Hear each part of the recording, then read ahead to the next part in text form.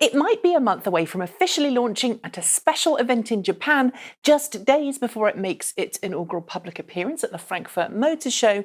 But thanks to a slew of spy shots in the last week or so, we now know pretty much what the next generation Nissan Leaf will look like.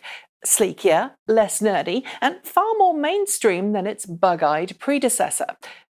This spy shot, the only spy shot I'm going to share a portion of here due to copyright concerns, and I'll be making a video about that in the very near future for those who are curious, was captured in Spain by a holidaymaker and published on Norwegian news site Broom. And while the shot is grainy, just like other revealed spy shots, including now deleted ones showing 2018 Nissan Leafs coming off the production line inside a Japanese factory, the profile matches perfectly with the teaser silhouette image that Nissan published earlier this week. This leaves no doubt at all in my mind that the spy shots are indeed authentic pics of the next-gen Leaf. If that wasn't enough, however, car pricing and advertising site AutoBuyTell appeared to accidentally publish details this week of the next generation Nissan Leaf specifications, including what will and won't be included as standard, packages and expected pricing.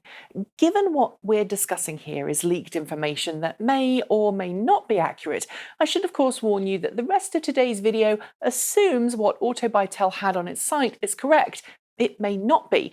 From what I did see of it, though, it did seem to be missing some important details, which could mean that Nissan hasn't released official specs or that the information is correct. But if we take this leaked information at face value and assume it's correct, it suggests that Nissan is readying a 40 kilowatt-hour next-generation Leaf that will retail from as little as $29,900 before incentives and not including the standard $885 destination fee. I know, 40 kilowatt hours. And no specific mention that I could see of a 60 kilowatt hour version either in any of the leaked specs, which could mean I was wrong last month when I said I expected Nissan to produce a 40 and 60 kilowatt hour variant of the Leaf. But as I've already said, it may not also be a complete list, so I'm still hoping that we'll see a larger capacity version as an optional extra.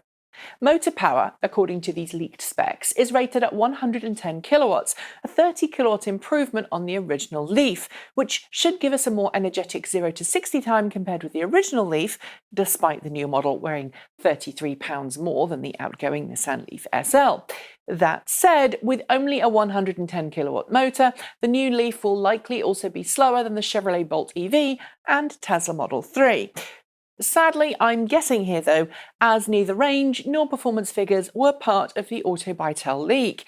But from what I can tell you from perusing the specs myself before the site removed the relevant pages, the entry-level Leaf S, the one which will start at just under $30,000, will come with 16-inch wheels and, if AutoBuyTell is right, level 2 charging as standard, with quick charging an optional extra, just as it is with the outgoing Nissan Leaf S.